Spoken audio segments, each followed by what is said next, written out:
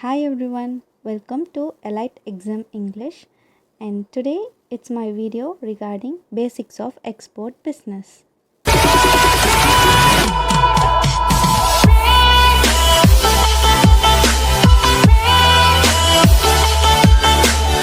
So, in recent times, we have seen major growth in export and import of goods and services.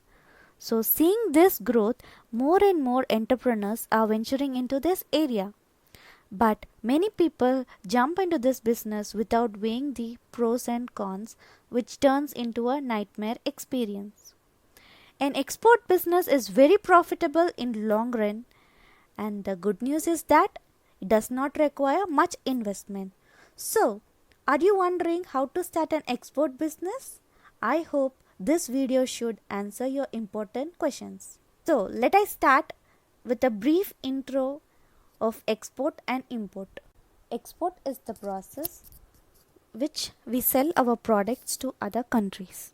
Import is the process by which we buy products from other countries. Imports and export together makes an international trade. So, who can start an export business? So, for starting an export business, you don't need much resources. A computer connected to the internet and good English level is all you need to start an export business. The person who is doing an export business is called as exporter. There are different types of exporter. One is merchant exporter, another one is manufacturing exporter and service exporter. Merchant exporter is a person who exports goods by purchasing from any third party, and he is not the manufacturer. He is just a merchant exporter. Manufacturer exporter is a person who manufacture goods and export the same. So the first step in export business is that you have to choose your form of business. Choosing your form of business is like choosing a vehicle for a very long journey. Always remember, once you start your business with any form of business, it's very difficult to change it later. Your business can be in of different forms. It may be proprietorship, partnership, limited liability, and limited company or one person company. So the next step is that you have to open a bank account and PAN card. The current account with a bank authorized to deal in foreign exchange should be opened. It is mandatory for every registered business entity to apply for a PAN card with the income tax department. The procedure for getting a PAN for a business entity is quite similar to that of applying for a personal PAN. So, no one can do an export and import of goods without an IEC code. So, IEC is PAN based registration. The process of IEC code is 100% online, and there is no need to visit any government office. So, here are some important points on import export code. Import export code is mandatory to start an export business. Once IEC code is issued, it is valid for lifetime, and there is no compliance related with IEC code.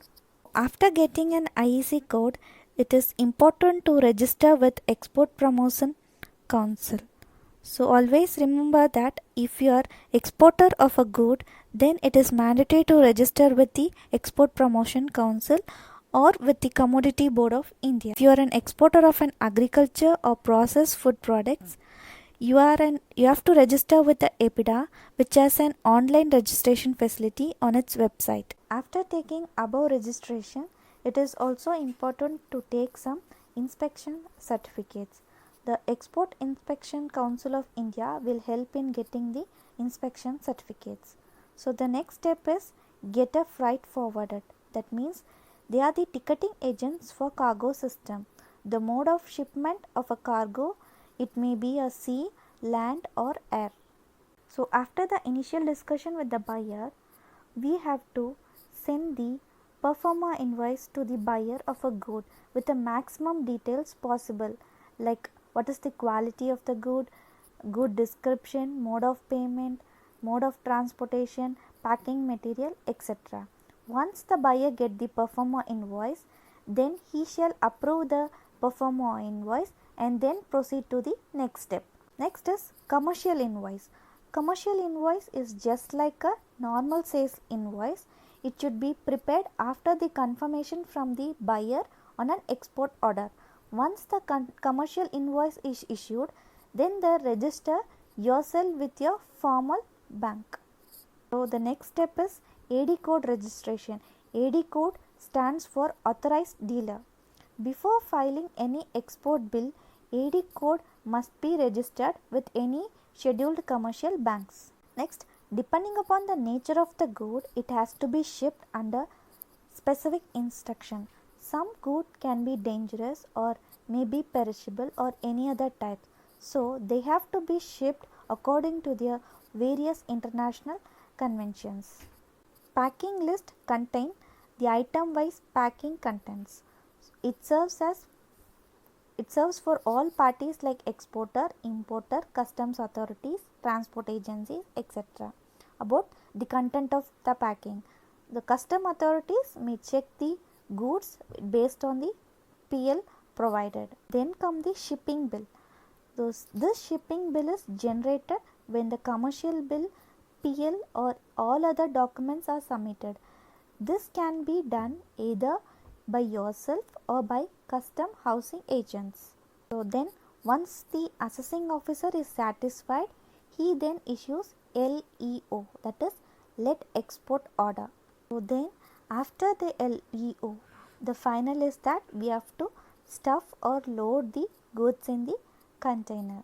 Then finally is the bill of lading, which is issued by carrier vessel after the goods are loaded. It specifies the title of goods, mode of transport, mode of payment, packing content, etc. So the final is that export general manifest. The export general manifest is the final confirmation of a physical export of a good. So this also help in sanction of duty drawbacks. I hope I have tried to explain the full export procedure from end to end. Hope you liked my video and thank you for watching. Please like, share and comment, and also please click the subscription button and stay tuned for the upcoming videos. So further queries you can ping me in my Telegram link which I am dropping here. Thank you.